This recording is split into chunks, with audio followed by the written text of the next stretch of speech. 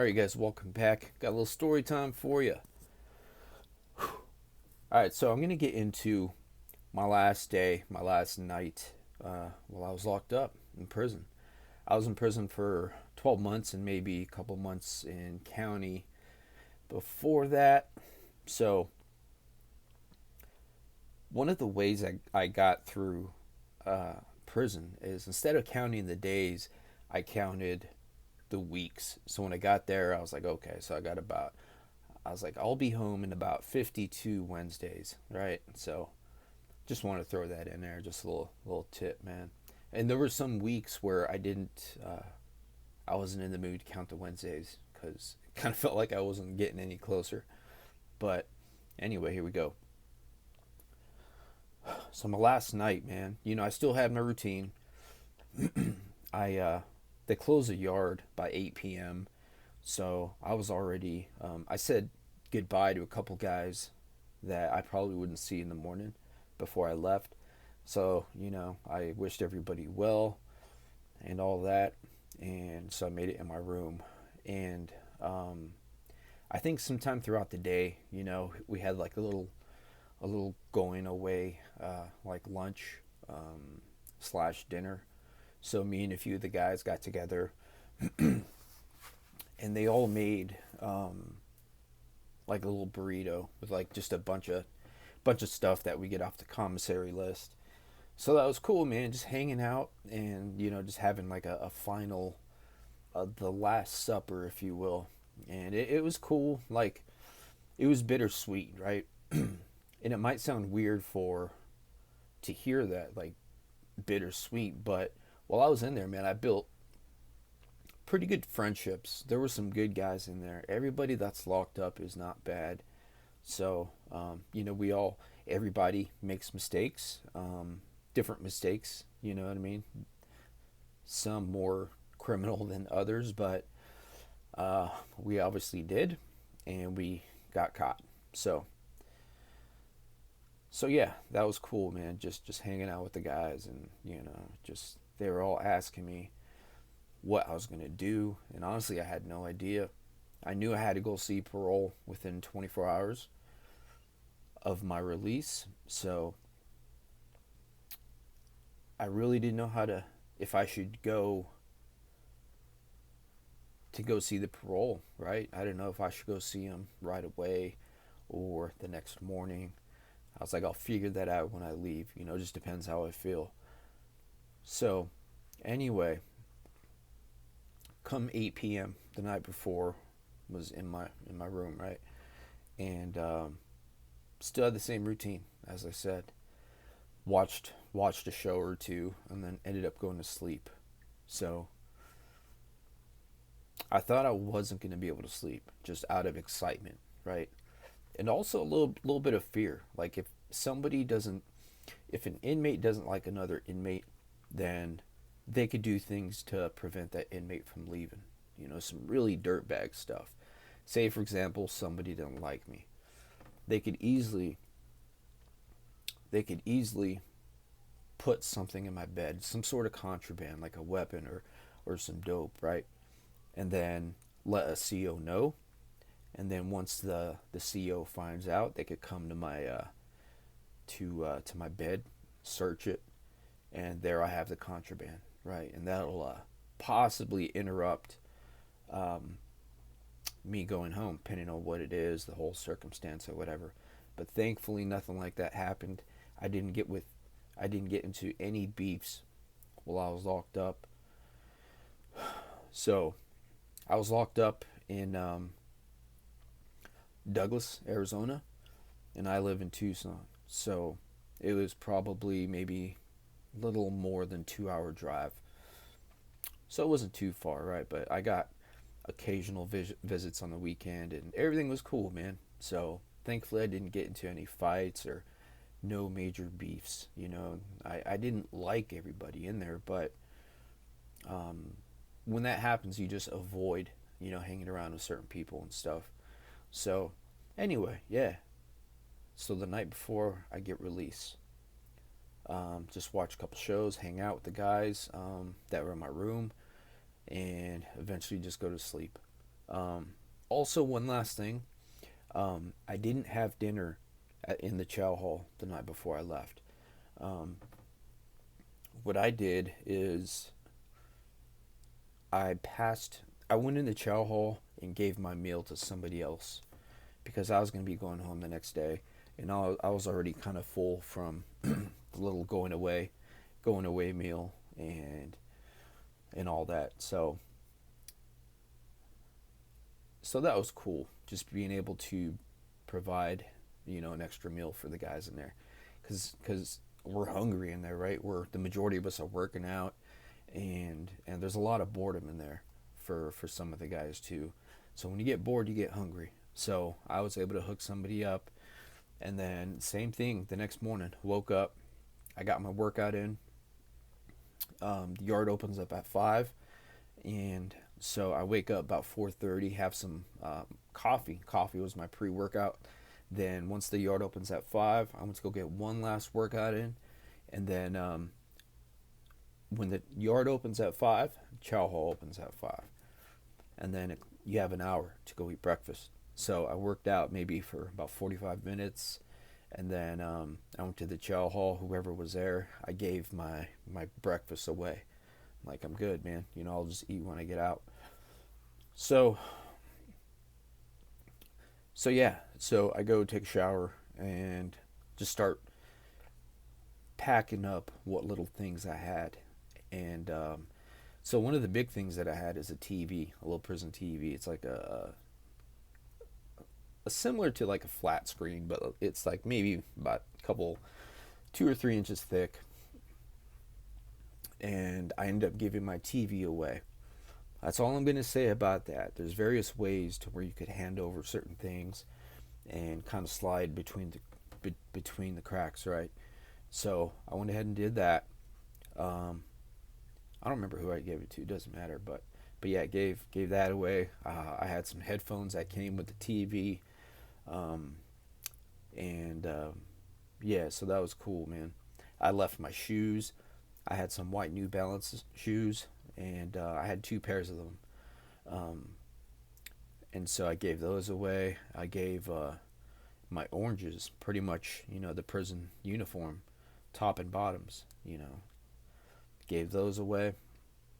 Gave everything away, gave my food, like my commissary and all that, gave that away. That's the right thing to do, you know, because I was going home, and I'm sure there's other people that were leaving from prison to like maybe a halfway house. So they took whatever they could, um, like their food and hygiene and all that. But I was fortunate enough to be going home. I gave everything away: my hygiene, my food, my pre-stamped envelopes and pens and everything, man. So it was cool to be able to help somebody out, and I wished everybody well. So I said my goodbyes to a few people, and then like a number of us, they we get processed out, and then we get put in a van, and then from from my unit, they'd take us to like the bigger prison, the level 3. I was on a level 2. They took us to the level 3, and from there, that's where we got released to our family or whoever. In one of my older videos, I talk about how I almost got page 2'd, and a page 2 is a second charge that I still have to address. And so before maybe about halfway through my stay, like 6 months in, I received a letter. I'm going to sum this little story up. I received a letter from the court about another charge that I had as a theft charge. Anyway, fast forward some time, I did some paperwork, and they gave me time served for that theft charge as I was already locked up. Thankfully, right? It was like some sort of petty theft charge, and I'm just glad that that was the case for that situation. I was scared, man. On my way from my unit to the main prison, I still had in the back of my mind, like, man, is there something else, like another charge that could be happening, right? Because if that was the case, I wouldn't be going home with family. There would have been a Pima County jail, a van from the jail, some transportation that would have drove to Douglas to pick me up and take me back to county. And then I would have had to address that charge. Thankfully, that was the only situation, and I was able to take care of that. And so I was freaked out, still paranoid something like that was going to happen. Thankfully, that wasn't the case. For the guys that don't have clothing, like once we're at the main, like the big prison, if you don't have clothing sent to you from like family or friends, then they give you some release clothes. It's like a pair of blue jeans and a light blue shirt. But I didn't have to wear that because I had some clothes sent. So,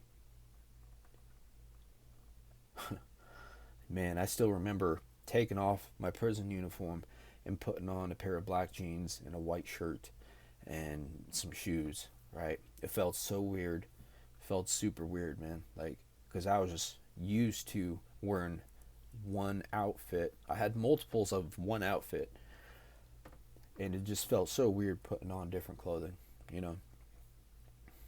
Even though I was only in there for a year, it still tripped me out because that was my first time, you know, in prison and all that. But anyway, so I get dressed out, and then I get released, right? So I had my mom and one of my aunts that drove to pick me up, and then we left, right? And so, you know, they asked what I wanted to do, if I wanted to go eat right away, and I said no, you know. So I think we stopped, like on our way from Douglas back to Tucson. We stopped at some little market, like a little convenience store, got some snacks, and then we were just headed back to Tucson. So the first thing I wanted to do is see my dog. I had a dog named Chip. He was a red-nosed pit bull. I'll show you him right here, actually. Here he is.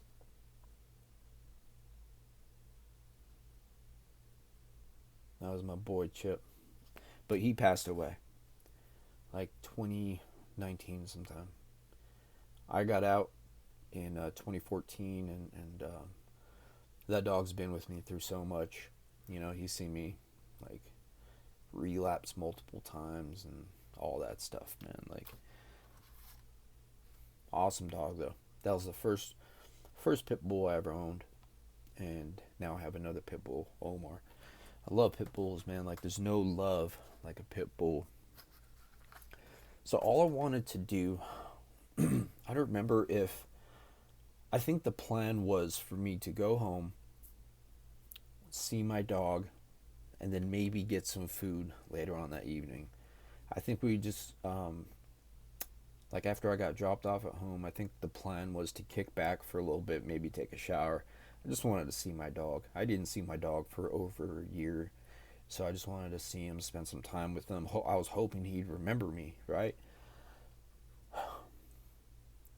Real quick, one time I got out of a rehab, and my dog Sadie, she was younger, obviously, but I think I was away for 2 months, and then I see her when I got out of rehab, and she didn't recognize me. She was like barking and stuff.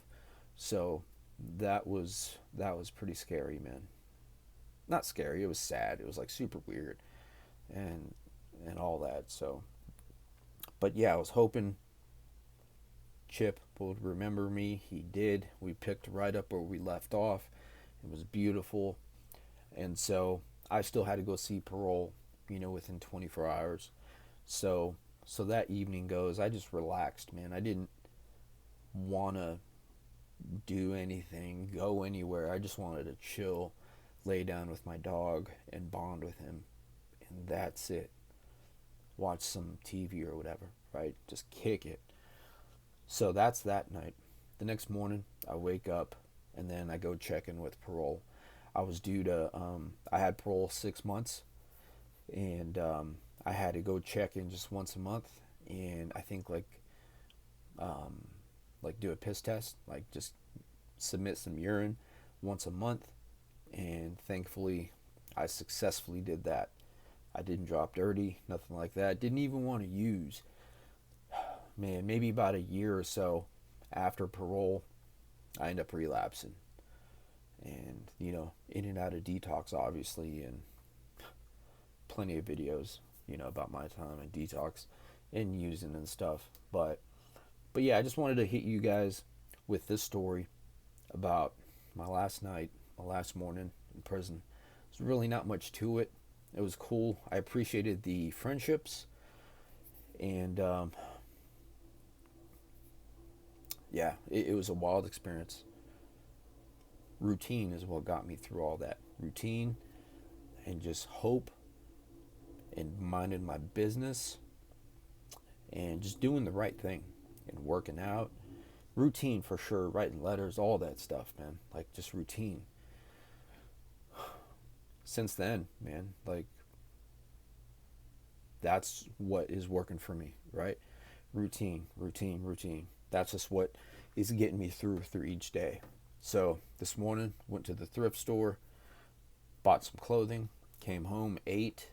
Right now, I'm waiting for my stuff to dry so I could take photos and list them on eBay, right? That's what I do. So just wanted to squeeze this little story time in there. Hope you guys enjoyed it, man. If you have any questions, anything you want me to talk about, make some videos about, I have plenty of years of addiction.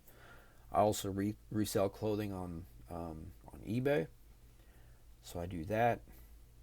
I'm also on Instagram, Righteous Monkey, all one word.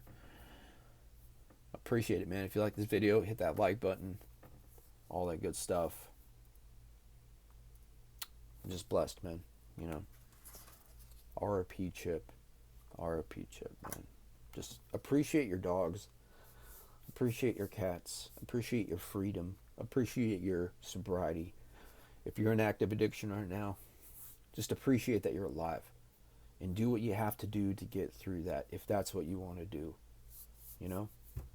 Deep down inside, when I was in active addiction, I wanted to get clean, but I just couldn't for so long.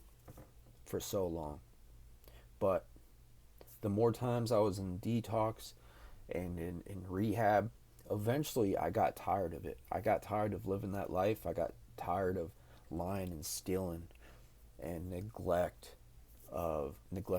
my animals. Not in like an inhumane way, just not spending quality time with them, training them, having them do certain things with me because they love that attention. You know what I mean? So that's a big heartbreaker for me, man. And I'm just thankful I am able to do all that today with my dogs, Omar and Sadie. And yeah, life is good. Thanks for listening.